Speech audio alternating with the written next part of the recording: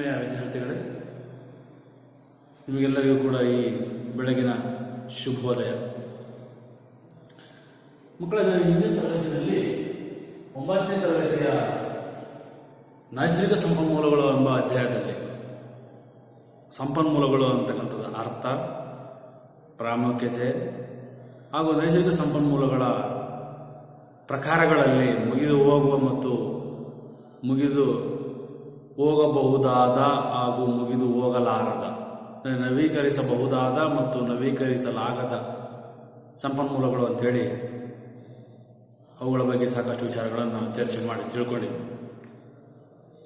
ಸರಿ, ಅಂದರೆ ಪುನರುತ್ಪತ್ತಿ ಮಾಡಬಹುದಾದ ಸಂಪನ್ಮೂಲಗಳು ಮತ್ತು ಪುನರುತ್ಪತ್ತಿ ಮಾಡಲಾಗದ ಅಥವಾ ಮುಗಿದು ಹೋಗುವ ಸಂಪನ್ಮೂಲಗಳು ಅಂತೇಳಿ ಚರ್ಚೆ ಮಾಡಿ, ಹಾಗೆ ಸಂಪನ್ಮೂಲಗಳ ಕೊರತೆ ಆಗಲಿಕ್ಕೆ ಅನೇಕ ಕಾರಣಗಳ ಬಗ್ಗೆನೂ ನಾವು ತಿಳ್ಕೊಂಡಿದ್ವಿ.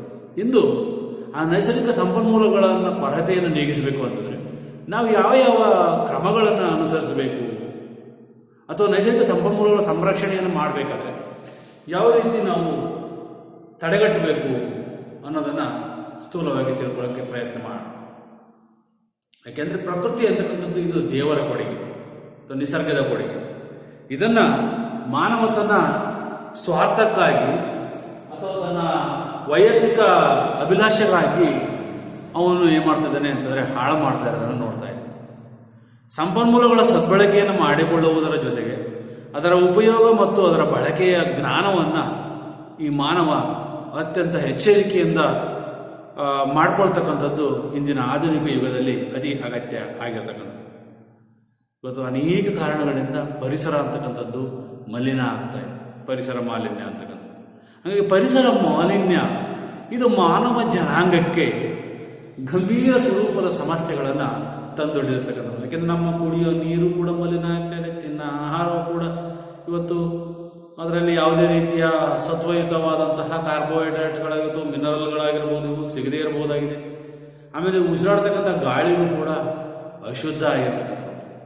ಉದಾಹರಣೆ, ದೆಹಲಿಯ ಸುತ್ತಮುತ್ತ ನೋಡಿ, ಕೃಷಿ ಕ್ಷೇತ್ರದಲ್ಲಿ ರೈತರು ತ್ಯಾಜ್ಯವನ್ನು ಸುಡೋದ್ರಿಂದ ಅಲ್ಲಿನ ದೆಹಲಿಯಲ್ಲಿ ವಾಸ ಮಾಡ್ತಕ್ಕಂಥ ನಗರವಾಸಿಗಳು ಬೆಳಗ್ಗೆ ಎದ್ದು ಓಡಾಡಕ್ಕಾಗದೇ ಇರತಕ್ಕಂತಹ ಮೋಡ ಕವಿದ ವಾತಾವರಣ ಮತ್ತು ಇಬ್ಬನಿಯಿಂದ ಅವಶ್ಯಕತಕ್ಕಂಥ ವಾತಾವರಣ ಉಂಟಾಗಿರ್ತಕ್ಕಂಥದ್ದು ನೋಡ್ತಾರೆ.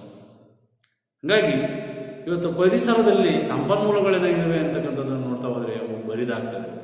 ಆಮೇಲೆ ಜೀವ ವೈವಿಧ್ಯತೆಗೂ ಕೂಡ ಸಾಕಷ್ಟು ಸಮಸ್ಯೆಗಳನ್ನು ತಂದೊಡ್ತಾ ಇದೆ. ಉದಾಹರಣೆ ನೋಡಿ, ಈಗ ಆ ಕಾಡಲ್ಲಿ ಆನೆಗಳು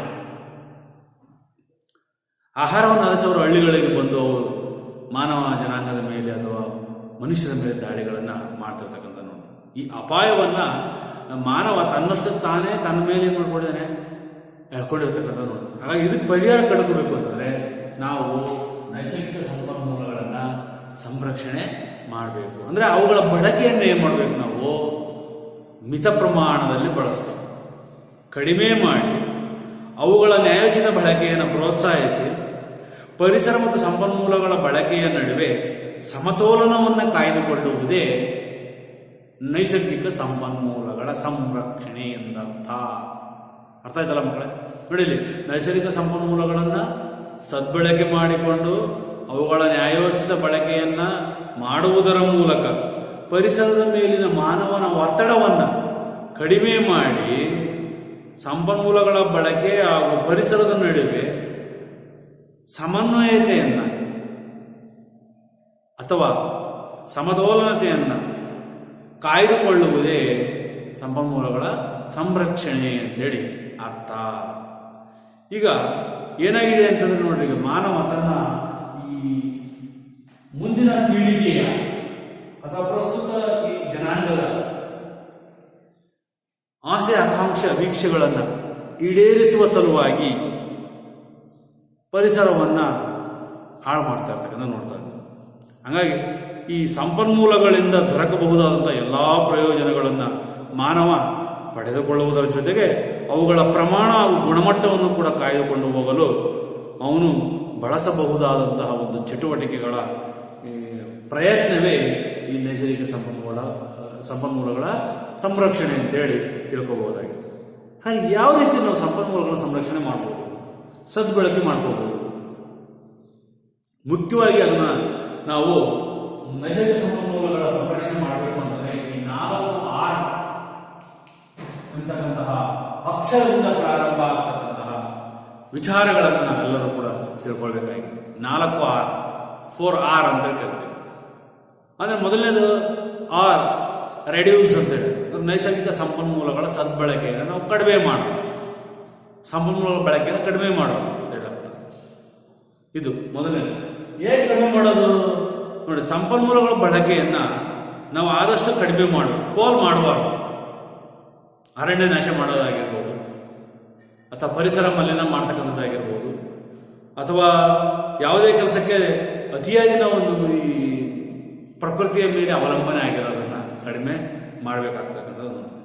ಯಾಕೆ ಉದಾಹರಣೆ ನೋಡಿ, ಪ್ರತಿ ಸಾರಿನೂ ಕೂಡ ಎಲ್ಲ ಕೆಲಸ ಕಾರ್ಯಗಳಿಗೆ ನಾವು ಬೈಕನ್ನು ಬಳಸ್ತೀವಿ, ಅದು ಅಗತ್ಯವಾಗಿ ಬೇಕಾಗಿರ್ತದೆ. ಅದ್ರ ಬದಲು ನಾವು ಮೋಟಾರ್ ಸೈಕಲ್ ಬದಲಿ ಸೈಕಲ್ ಬಳಸ್ತೀವಿ. ಹಾಗಾಗಿ ನೋಡಿ, ಪ್ರತಿಯೊಬ್ಬರೂ ಕೂಡ ಪ್ರತಿ ಸಾರಿ ಮೋಟಾರ್ ಬೈಕ್ ಬಳಕೆ ಬದಲಾಗಿ ಸೈಕಲ್ ಬಳಸುವುದು ಅಥವಾ ನಡೆದು ಹೋಗುವುದು, ಪ್ರತಿಯೊಬ್ಬರು ಸ್ವಂತ ವಾಹನ ತಿರುಗಾಡದೆ ಸಾರ್ವಜನಿಕ ಸಾರಿಗೆ ವ್ಯವಸ್ಥೆಯನ್ನು ಬಳಸುವುದು, ಮತ್ತೆ ಪೆಟ್ರೋಲ್ ಹಾಗೂ ಡೀಸೆಲ್ ಬಳಕೆಯನ್ನು ಕಡಿಮೆ ಮಾಡುವುದಲ್ಲದೆ ವಾಯು ಮಾಲಿನ್ಯವನ್ನು ಸಹ ಕಡಿಮೆ ಮಾಡಬಹುದಾಗಿದೆ. ನೋಡಿ, ಹಿಂದೆಲ್ಲ ಗ್ಯಾಸ್ ಇರ್ತಿಲ್ಲ, ಈಗ ಕಟ್ಟಿಗೆಯಲ್ಲಿ ಅಡುಗೆ ಮಾಡ್ತಾ ಇದ್ರು ಕಾಡಲ್ಲಿ.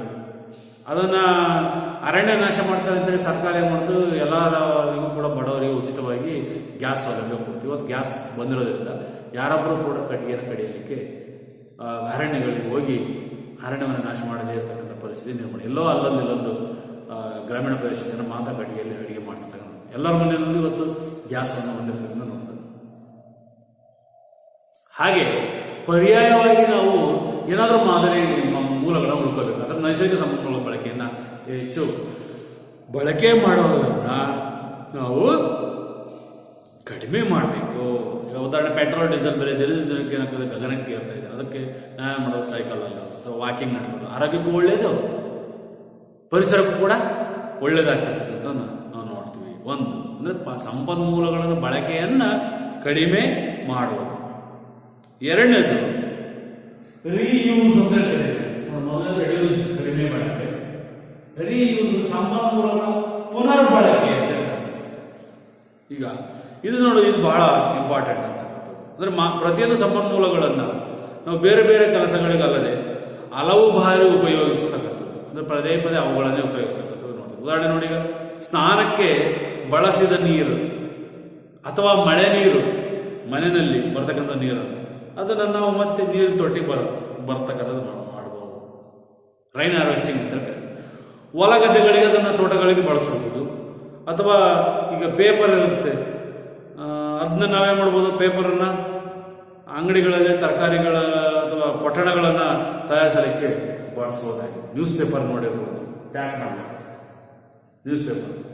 ಅದನ್ನೇನು ಮಾಡ್ತಾರೆ, ಮತ್ತೆ ಅಂಗಡಿಗಳಲ್ಲಿ ಸಾಮಾನು ಸರಂಜಾಮಗಳನ್ನು ಕಟ್ಟಲಿಕ್ಕೆ ಅಥವಾ ಹೋಟೆಲ್ಗಳಲ್ಲಿ ತಿಂಡಿ ತೀರ್ಥಗಳನ್ನು ಪ್ಯಾಕ್ ಮಾಡಲಿಕ್ಕೆ ರೀಯೂಸ್ ಮಾಡ್ತಕ್ಕಂಥ ವ್ಯವಸ್ಥೆಯನ್ನು ನಾವು ಮಾಡಬೇಕಾಗಿದೆ. ಸೊ ಹೀಗೆ ಸಂಪನ್ಮೂಲಗಳನ್ನು ನಾವು ಏನು ಅದು ಬರಿದಾಗ್ತದೆ. ಹಾಗಾಗಿ ಮರುಬಳಕೆ ಮಾಡಬೇಕು. ಮರುಬಳಕೆ, ರೀಯೂಸ್ ಅಂತ ಹೇಳ್ತಾರೆ. ಬರೀ ಸ್ನಾನದ ಯೂಸ್ ನೀರು ಅಷ್ಟೇ ಅಲ್ಲ. ಉದಾಹರಣೆಗೆ ನಾವು ನೋಡುವ ದನಕರ ಮೈ ಎಲ್ಲ ತೊಳೆದಿರ್ತಕ್ಕಂಥ ನೀರು ಚರಂಡಿನಲ್ಲಿ ಹೋಗ್ತಿರ್ತದೆ, ವೇಸ್ಟ್. ಅದನ್ನು ಹೊಲಗದ್ದೆಗಳಿಗೆ ನಾವು ಹರಿಸ್ಕೊಂಡು ನೀರಾವರಿ ಮಾಡಬಹುದಾಗಿದೆ.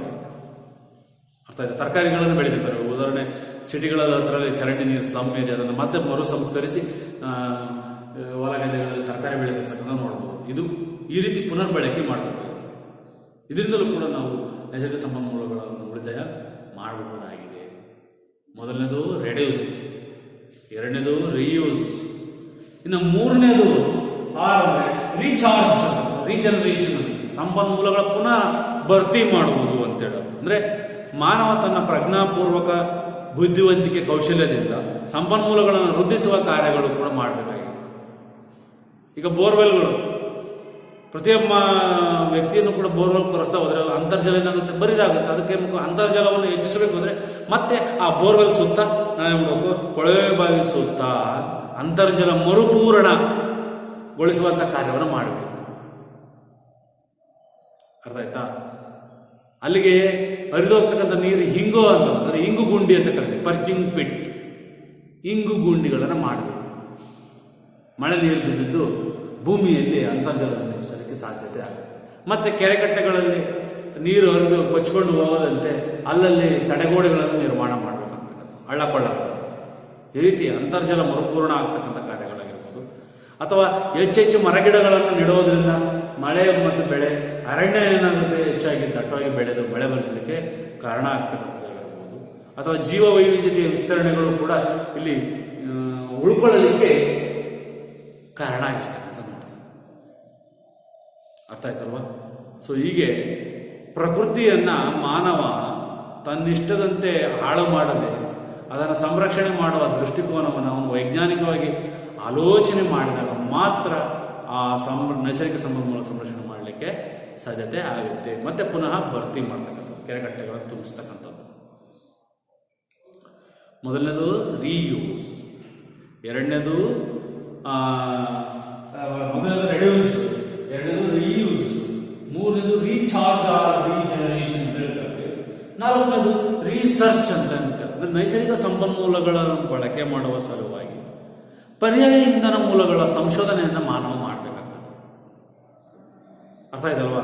ಅಂದ್ರೆ ಬರಿದಾಗ್ತಕ್ಕಂಥ ಸಂಪನ್ಮೂಲಗಳಿಗೆ ಪರ್ಯಾಯವಾಗಿ ಬಳಕೆ ಮಾಡಬಹುದಾದಂತಹ ವಸ್ತುಗಳ ಸಂಶೋಧನೆಯನ್ನ ಅವನು ನಿರಂತರವಾಗಿ ಬಳಸಬೇಕು. ಉದಾಹರಣೆಗೆ ಪೆಟ್ರೋಲ್ ಮತ್ತು ಡೀಸೆಲ್ ಬದಲಾಗಿ ಇಥೆನಾಲ್ ಅಂತಕ್ಕಂಥದ್ದನ್ನು ಕಂಡುಹಿಡಿದು ಅದರಿಂದ ಯಂತ್ರಗಳನ್ನು ಓಡಿಸ್ತಕ್ಕಂತಹ ಸಾಮರ್ಥ್ಯ, ಅಥವಾ ಜತ್ರೋಪ ವಂಗೆ ಎಣ್ಣೆ ಅಂತ ಕರೀತೀವಿ, ಅದರಿಂದ ಕಾರು ಮತ್ತೆ ಬೈಕ್ಗಳನ್ನು ಓಡಿಸ್ತಕ್ಕಂಥದ್ದಾಗಿರ್ಬೋದು, ಬೇವಿನ ಎಣ್ಣೆ, ಹೀಗೆ ಪರ್ಯಾಯ ಇಂಧನ ಮೂಲಗಳನ್ನು ಹುಡುಕುವಂತಹ ವ್ಯವಸ್ಥೆ. ಈಗ ಗಾಳಿಯಿಂದ ವಿದ್ಯುತ್ ತಯಾರಿಸಿದ ಪವನ ಶಕ್ತಿ ಆಗಿರ್ಬೋದು, ಅಥವಾ ಸೂರ್ಯನಿಂದ ಶಾಖಶಕ್ತಿ ಆದಂಥ ಸೌರಶಕ್ತಿ ಆಗಿರ್ಬೋದು, ಹೀಗೆ, ಅಥವಾ ಕಸಕಡ್ಡಿಗಳಿಂದ ತ್ಯಾಜ್ಯದಿಂದ ತಯಾರಿಸತಕ್ಕಂಥ ಬಯೋ ವೇಸ್ಟ್ ಶಕ್ತಿ ಆಗಿರ್ಬೋದು, ಇವೆಲ್ಲವನ್ನೂ ಕೂಡ ನಾವು ಮಾನವ ಬಳಸಿದಾಗ ಮಾತ್ರ, ಅಥವಾ ಸಂಶೋಧನೆಗಳ ಬಗ್ಗೆ ತಿಳ್ಕೊಂಡಾಗ ಮಾತ್ರ ಅವನೇನು ಮಾಡ್ಬೋದು, ಸಂಪನ್ಮೂಲಗಳನ್ನು ಸದ್ಬಳಕೆ ಮಾಡಿಕೊಳ್ಳಬಹುದಾಗಿದೆ. ಹಾಗೆಯೇ ಈ ಎಲ್ಲ ಅಂಶಗಳನ್ನು ಮಾನವ ಗಮನದಲ್ಲಿಟ್ಟುಕೊಂಡು ಹೆಚ್ಚೆಚ್ಚು ಅವನೇನು ಮಾಡಬೇಕು ಅಂತಂದರೆ ಈ ಪರಿಸರವನ್ನು ಉಳಿಸಲಿಕ್ಕೆ ಸಾಕಷ್ಟು ಶ್ರಮವನ್ನು ಹಾಕಬೇಕಾಗ್ತಕ್ಕಂಥ ನೋಡ್ತೀವಿ. ಈಗ ನೋಡಿ, ಮನೆಯಲ್ಲಿ ಏನು ಮಾಡ್ತೀವಿ ನಾವು, ಸುಮ್ಮನೆ ವಿದ್ಯುತ್ ಲೈಟ್ ಆನ್ ಮಾಡ್ಕೊಬಿಡ್ತೀವಿ. ಅದನ್ನು ಆವಾಗ ನಾವೇನು ಮಾಡಬೇಕು, ಆರಿಸ್ಬೇಕು. ಅದಕ್ಕೆ ಕರೆಂಟ್ ಇಲ್ದಾಗ ನಾವೇನು ಮಾಡ್ತೀವಿ, ದೀಪಗಳನ್ನು ಹಚ್ಚುತ್ತೀವಿ. ಅವಶ್ಯಕತೆ ಇದ್ದಾಗ ಮಾತ್ರ ಹಚ್ಚೋದು, ಅವಶ್ಯಕತೆ ಇದ್ದಾಗ ಏನು ಮಾಡೋದನ್ನ ಆರಿಸ್ಬೇಕು. ಹಾಗೆ ಸೊ ಹಾಗೇನೆ ಮನೆಯಲ್ಲೂ ಕೂಡ ಎಲ್ಲರೂ ಪ್ರತಿಯೊಬ್ಬರು ಕೂಡ ಇಂಧನವನ್ನು ಉಳಿತಾಯ ಮಾಡ್ತಕ್ಕಂಥ ಮನೋಭಾವನೆಯನ್ನು ರೂಢಿಸಿಕೊಂಡಾಗ ಮಾತ್ರ ಈ ಪ್ರಕೃತಿಯಲ್ಲಿನ ಸಂಪನ್ಮೂಲಗಳನ್ನು ಸಮೃದ್ಧಗೊಳಿಸಲಿಕ್ಕೆ ಸಾಧ್ಯತೆ ಆಗುತ್ತೆ. ಸೊ ಹಾಗಾಗಿ ಸುಸ್ಥಿರ ಅಭಿವೃದ್ಧಿಯ ತತ್ವವನ್ನು ನಾವು ಅಳವಡಿಸಿಕೊಳ್ಳುವುದರ ಮೂಲಕ ಪ್ರತಿಯೊಬ್ಬರು ಕೂಡ ವಾತಾವರಣವನ್ನು ಮಲಿನಗೊಳಿಸದೆ ನೀರು, ಗಾಳಿ, ಈ ಅರಣ್ಯ ಇವುಗಳನ್ನು ಶುದ್ಧವಾಗಿಡಬೇಕು. ಮತ್ತು ಮರವನ್ನು ಅನಿವಾರ್ಯವಾಗಿ ನಾವೇನಾದರೂ ಕತ್ತರಿಸಿದ ಬದಲಾಗಿ ಹೆಚ್ಚೆಚ್ಚು ಸಂಖ್ಯೆಯ ಗಿಡಮರಗಳನ್ನು ನೆಡಬೇಕು. ಮತ್ತು ಪ್ರತಿಯೊಬ್ಬ ಮಾನವನು ಕೂಡ ಸ್ವಂತ ವಾಹನವನ್ನು ಕಡಿಮೆ ಮಾಡಿ, ಬಳಸೋದನ್ನು ಕಡಿಮೆ ಮಾಡಿ ಸಾರ್ವಜನಿಕ ಸಾರಿಗೆಯನ್ನು ಅವಲಂಬಿಸಬೇಕು. ಎಷ್ಟು ಅವಶ್ಯಕತೆ ಇದೆಯೋ ಅಷ್ಟು ಸಾಮಗ್ರಿಗಳನ್ನು ಅಥವಾ ಸರಕುಗಳನ್ನು ಕೊಂಡುಕೊಂಡು ಬಳಕೆ ಮಾಡಬೇಕು. ಜೊತೆಗೆ ಅನಾವಶ್ಯಕವಾಗಿ ಪಾರ್ಕಿಂಗನ್ನು ಮಾಡಿ ಅಥವಾ ವರ್ಜಿಸಿ ಬಾಟಲ್ ನೀರು ಖರೀದಿಸುವ ಬದಲಾಗಿ ನಳದಿಂದ ನೀರನ್ನು ಕುಡಿಯಬೇಕಾಗುತ್ತೆ. ಈಗ ಅದನ್ನು ನೋಡ್ಬೋದು. ಈಗ ಉದಾಹರಣೆಗೆ ಯಾವುದಾದ್ರೂ ಒಂದು ಮದುವೆ ಫಂಕ್ಷನ್ಗಳಲ್ಲಿ ವೇಸ್ಟ್ ಅಂತಕ್ಕಂಥದ್ದು, ಇದು ವೇಸ್ಟ್ ಅಂತಕ್ಕಂಥದ್ದು ನೋಡ್ಬೋದು. ತ್ಯಾಜ್ಯ, ಪೇಪರು, ಬಾಟ್ಲಿ ನೀರು, ಕಸ, ಎಲೆ ಅದನ್ನೆಲ್ಲ ತೆಗೆದುಕೊಂಡ್ರೆ ಪರಿಸರಕ್ಕೆ ಸಿಗ್ತದೆ. ಅಂಥದ್ದನ್ನು ಕಡಿಮೆ ಮಾಡಬೇಕು ಅಂತಕ್ಕಂಥದ್ದು. ಅಥವಾ ಮೆಟಲ್ ಡಬ್ಬಿ, ಹಳೆಯ ಸೆಲ್ ಫೋನ್, ಪ್ಲಾಸ್ಟಿಕ್ ಬಾಟಲ್ಗಳನ್ನು ಮರುಬಳಕೆ ಮಾಡಬೇಕು. ಪುನರುತ್ಪಾದಿಸಿದ ಸರಕಿನಿಂದ ಮಾಡಿದ ವಸ್ತುಗಳನ್ನು ಹೆಚ್ಚು ಖರೀದಿಯನ್ನು ಮಾಡಬೇಕು. ಮಣ್ಣಿನ ಸವಕಳಿಯನ್ನು ತಡೆಗಟ್ಟಬೇಕು. ಇವೆಲ್ಲವೂ ಕೂಡ ಮಾನವ ಮಾಡಿದಾಗ ಮಾತ್ರ ಪರಿಸರ ಸಂರಕ್ಷಣೆ ಮಾಡಲಿಕ್ಕೆ ಸಾಧ್ಯತೆ ಆಗುತ್ತೆ. ಇದಿಷ್ಟು ನೈಸರ್ಗಿಕ ಸಂಪನ್ಮೂಲ ಸಂರಕ್ಷಣೆ. ಇನ್ನು ನಮ್ಮ ಜೀವ ವೈವಿಧ್ಯತೆಯ ಪರಿಸರದ ಹೆಜ್ಜೆಯನ್ನು ಯಾವ ರೀತಿ ಗುರುತಿಸಬೇಕು? ಈ ಜೀವ ವೈವಿಧ್ಯತೆಯ ಪರಿಸರದ ಹೆಜ್ಜೆಯನ್ನು ಗುರುತು ಮಾಡುವುದು, ಅದರ ಮೇಲೆ ನಾವು ಒತ್ತಡವನ್ನು ಕಡಿಮೆ ಮಾಡಬೇಕಾಗ್ತದೆ. ಯಾಕೆ ಅಂದರೆ ನೋಡಿ, ಇವ ಅರಣ್ಯದಲ್ಲಿ ಅನೇಕ ಗಿರಿಜನಗಳು, ಬುಡಕಟ್ಟು ಜನಾಂಗದವರು, ಅಲೆಮಾರಿಗಳು, ಆದಿವಾಸಿ ಸಮುದಾಯಗಳು ವಾಸ ಮಾಡ್ತಿರ್ತಾರೆ. ಹಾಗಾಗಿ ಅವರು ಪೃಥ್ವಿಯ ಪರಿಸರದ ಮೇಲೆ ಒಟ್ಟಾರೆ ಒತ್ತಡದ ಪ್ರಮಾಣ ಹೆಚ್ಚಾಗ್ತಾ ಇರ್ತಕ್ಕಂಥ. ಅದಕ್ಕೆ ವರ್ಲ್ಡ್ ವೈಲ್ಡ್ ಲೈಫ್ ಫಂಡ್ ಅಂತಕ್ಕಂಥದ್ದು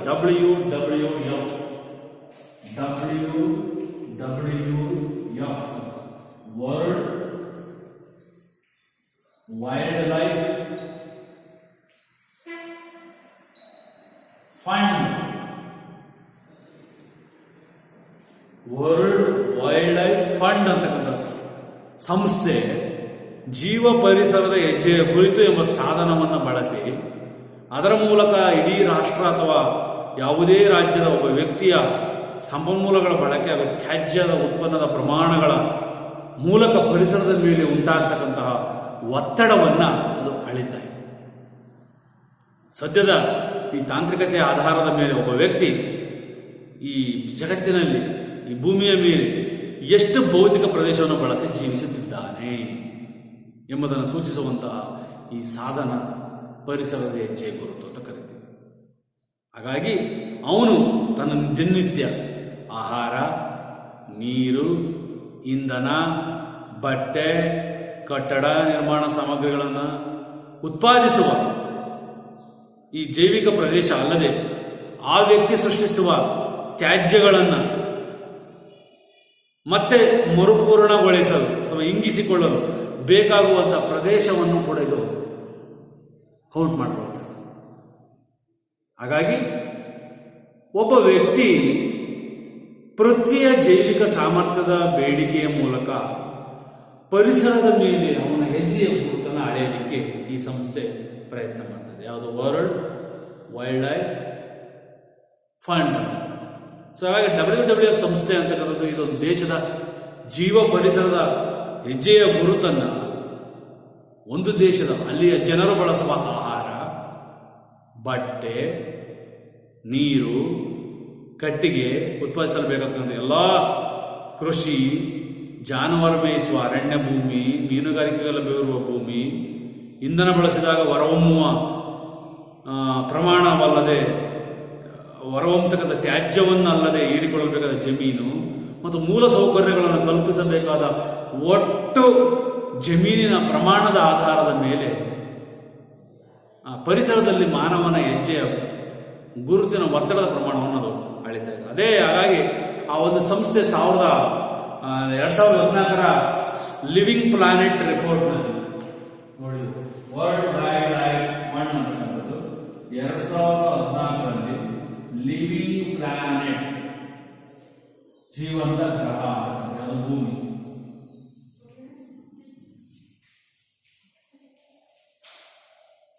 ಲಿವಿಂಗ್ ಪ್ಲಾನೆಟ್ ರಿಪೋರ್ಟ್ ವರದಿಯಲ್ಲಿ ಇದು ಏನ್ ಮಾಡ್ತು ಅಂತಂದ್ರೆ ಈ ಸಂಸ್ಥೆ ಒಟ್ಟು ಜಾಗತಿಕ ಜೀವ ಪರಿಸರದ ಹೆಜ್ಜೆ ಗುರುತಿನ ಪ್ರಮಾಣ 18.1 ಶತಕೋಟಿ ಹೆಕ್ಟೇರ್.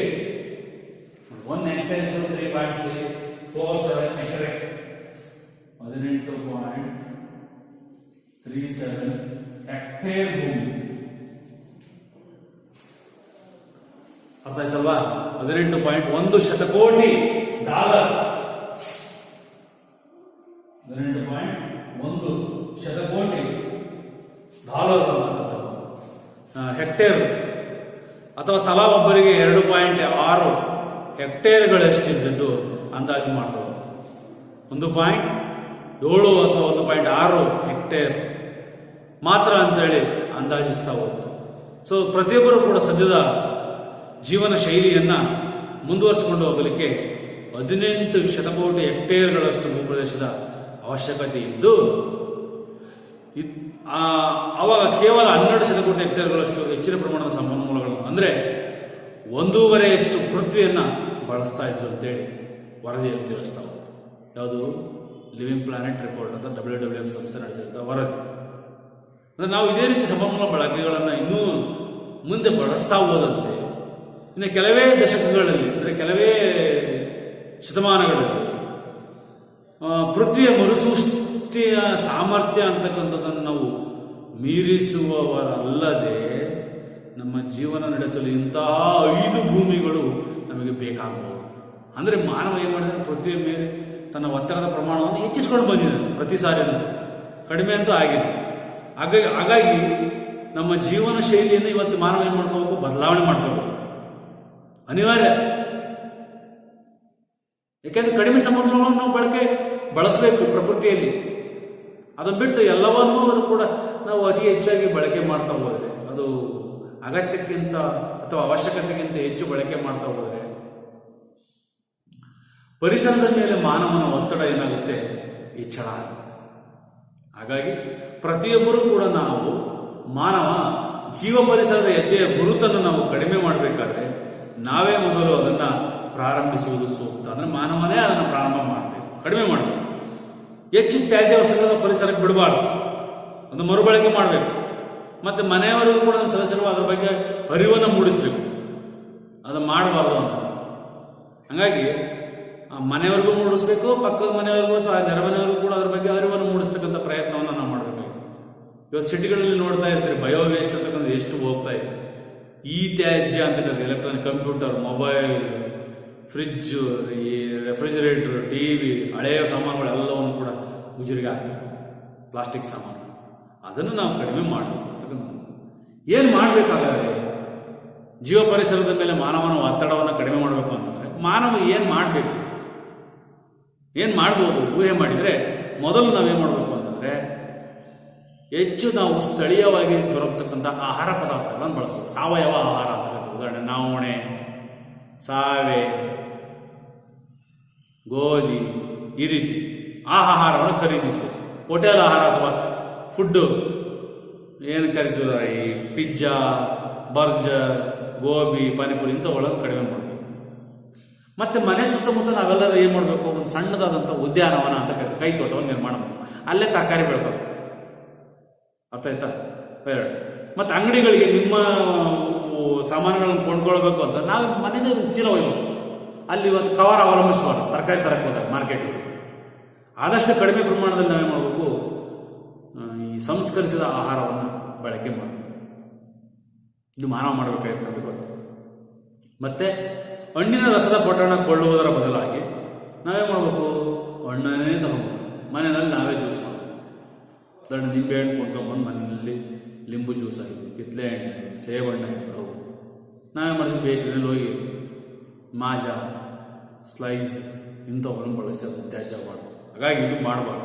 ಮತ್ತು ಮಾಂಸ ಹಾಗೂ ಡೈರಿ ಉತ್ಪನ್ನಗಳ ಕಡಿಮೆ ಬಳಕೆಯನ್ನು ಕಡಿಮೆ ಮಾಡಿ ಬೇರೆ ಮೂಲಗಳಿಂದ ನಮಗೆ ಪ್ರೋಟೀನ್ ತರಬೇಕು. ಉದಾಹರಣೆ ಬೇಳೆಕಾಳುಗಳ, ಆಹಾರ ಧಾನ್ಯಗಳು, ದ್ವಿದಳ ಧಾನ್ಯಗಳು, ಅದರಲ್ಲೂ ಸಾಕಷ್ಟು ಇದೆ, ಅದನ್ನು ಜಾಸ್ತಿ ಬಳಕೆ ಮಾಡಬೇಕು. ಮತ್ತು ಹೆಚ್ಚಿನದಾಗಿ ನಾವು ಹೊರಗಿನ ಹೋಟೆಲ್ ಊಟವನ್ನು ಪಾರ್ಸಲ್ ತರೋದಕ್ಕಿಂತ ಕಡಿಮೆ ಮಾಡಿ ನಾವು ಮನೆಯಲ್ಲೇ ಶುದ್ಧ ಮತ್ತು ಒಳ್ಳೆಯ ಸಾವಯವ ಆಹಾರವನ್ನು ತಯಾರಿಸಿ ಆರೋಗ್ಯವನ್ನು ಕಾಪಾಡಿಕೊಳ್ಳೋದು ಸೂಕ್ತ. ಅರ್ಥ ಆಯ್ತಾ? ಇದು ಮಕ್ಕಳೇ ನೋಡಿ, ಹೆಚ್ಚಿನದಾಗಿ ನಾವೇನು ಮಾಡಬೇಕು ಅಂತಂದರೆ ಇವತ್ತು ಹೋಟೆಲ್ ಊಟವನ್ನು ಕಡಿಮೆ ಮಾಡಿ ಹೆಚ್ಚಿನದಾಗಿ ನಾವೇನು ಮಾಡಬೇಕು, ಮನೆಯಲ್ಲೇ ತಯಾರಿಸಿದ ಆಹಾರವನ್ನು ಬಳಕೆ ಮಾಡಬೇಕಾಗಿದೆ. ಇದಿಷ್ಟು ನಾವು ಮಾಡಬಹುದಾದಂತಹ ಸಂರಕ್ಷಣಾ ಕ್ರಮಗಳು. ಜೀವ ಪರಿಸರದ ಮೇಲೆ ಮಾನವನ ಒತ್ತಡ ಅಥವಾ ಹೆಜ್ಜೆಯ ಗುರುತನ್ನು ಕಡಿಮೆ ಮಾಡಲಿಕ್ಕೆ ನಾವು ಇಷ್ಟೆಲ್ಲ ಮಾಡಬಹುದು. ಇನ್ನು ಇಂಧನಗಳನ್ನು ನಾವು ಬಳಕೆ ಕಡಿಮೆ ಮಾಡಬೇಕು. ಅದರಲ್ಲಿ ವಿದ್ಯುತ್ ಶಕ್ತಿ, ಪೆಟ್ರೋಲ್, ಡೀಸೆಲ್ ಆಗಿರುತ್ತೆ, ಇವುಗಳನ್ನು. ಅರ್ಥ ಆಯ್ತಾ? ಮನೆಯಲ್ಲಿ ನಾವು ಏರ್ ಕಂಡೀಷನ್ ಬಳಸ್ತೀವಿ, ಅದನ್ನು ಕಡಿಮೆ ಮಾಡಬೇಕು. ಫ್ರಿಜ್ಜು, ರೆಫ್ರಿಜರೇಟರ್, ಓವೆನ್ನು ಕಡಿಮೆ ಮಾಡಬೇಕು.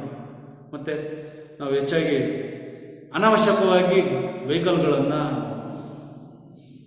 ಶೋಕಿಗೋಸ್ಕರ ಬಳಕೆ ಮಾಡೋದನ್ನು ಕಡಿಮೆ ಮಾಡಬೇಕು. ಎಲ್ಲದರಲ್ಲಿ ನಾವು ಬೈಕ್ ಒಯ್ಯೋದಾಗಿರ್ಬೋದು, ಕಾರ್ ಒಯ್ಯೋದಾಗಿರ್ಬೋದು, ಅತಿ ಅವಶ್ಯಕ ಇದ್ದರೆ ಮಾತ್ರ ಅದು ಬಳಕೆ ಮಾಡಬೇಕು. ಅರ್ಥ ಆಯ್ತಾ? ಮನೆಯಲ್ಲೂ ಅಷ್ಟೇ ಫ್ರಿಜ್ಜು, ರೆಫ್ರಿಜರೇಟ್ರು, ಓವೆನ್ನು ಅಥವಾ AC ಇವನ್ನ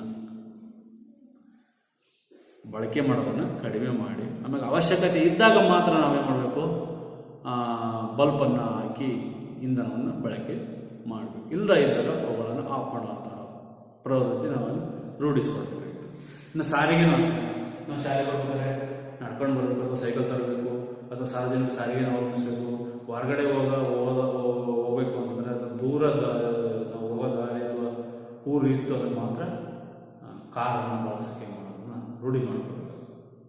ಮತ್ತು ಕಡಿಮೆ ಪ್ರಮಾಣದ ತ್ಯಾಜ್ಯವನ್ನು ಸೃಷ್ಟಿಸಬೇಕು ಮನೆಯಲ್ಲಿ. ಆದಷ್ಟು ನಾವು ಮನೆಯಲ್ಲೂ ಅಷ್ಟೇ ಅವಶ್ಯಕತೆ ಇಲ್ಲದಿದ್ದಾಗ ನಾವು ಚೀಲಗಳನ್ನು ಅಂಗಡಿಗೆ ಹೋದಾಗ ಕೈಯಲ್ಲೇ ತೆಗೆದುಕೊಂಡು ಹೋಗಬೇಕು. ಪ್ಲಾಸ್ಟಿಕ್ ಬಳಕೆಯನ್ನು ಕಡಿಮೆ ಮಾಡಬೇಕು. ಮತ್ತು ಮುರಿದ ಸಾಮಾನುಗಳನ್ನು ಜೋಡಿಸಿ ರಿಪೇರಿ ಮಾಡುವುದಾಗಿರ್ಬೋದು, ಪುನಃ ಬಳಸಬಹುದಾದಂಥ ವಸ್ತುಗಳನ್ನು ಖರೀದಿಸುವುದು, ಇವುಗಳನ್ನು ನಾವು ಮಾಡಬೇಕು. ಮತ್ತು ನೀರು ಅಷ್ಟೇ, ಅವಶ್ಯಕತೆ ಇದ್ರೆ ಮಾತ್ರ ನಲ್ಲಿ ಓಪನ್ ಮಾಡಿ ನಾವು ಬಳಕೆ ಮಾಡಬೇಕು. ಅದನ್ನು ಆನ್ ಮಾಡಿಬಿಟ್ಟು ವೇಸ್ಟ್ ಮಾಡೋದಾಗಬಾರ್ದು. ಮತ್ತು ಚರಂಡಿಗಳಲ್ಲೂ ಕೂಡ ಈ ಕೆಟ್ಟದಾದಂತಹ ವಿಷಕಾರಕ ವಸ್ತುಗಳನ್ನು ಎಸೆಯೋದಾಗಿರ್ಬೋದು, ಬಾಟ್ಲಿ ಹಾಕೋದಾಗಿರ್ಬೋದು, ಇದನ್ನು ಮಾಡಬಾರ್ದು. ಅಥವಾ ಎಳ್ನೀರನ್ನು ಕುಡಿದಾಗ ಅದನ್ನು ತಗೊಂಡೋಗಿ ಎಲ್ಲ ಎಸೆದು ಅದರಲ್ಲಿ ಮತ್ತೆ ಸೊಳ್ಳೆ, ತಿಗಣಿ ಇವೆಲ್ಲ ಸೇರಿಕೊಂಡು ಕ್ರಿಮಿಕೀಟ ಬ್ಯಾಕ್ಟೀರಿಯಾಗಳು ಜಾಸ್ತಿ ಆಗ್ತವೆ, ಅದನ್ನು ಮಾಡಬಾರ್ದು.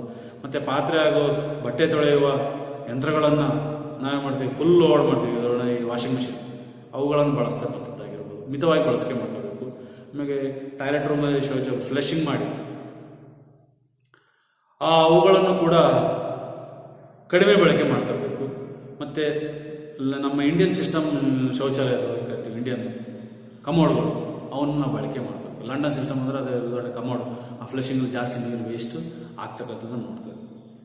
ಇದು ನೀರಿನ ಬಳಕೆ, ಸಮುದಾಯಕ್ಕೂ ಇದ್ರ ಬಗ್ಗೆ ಜಾಗೃತಿ ಇರಬೇಕು.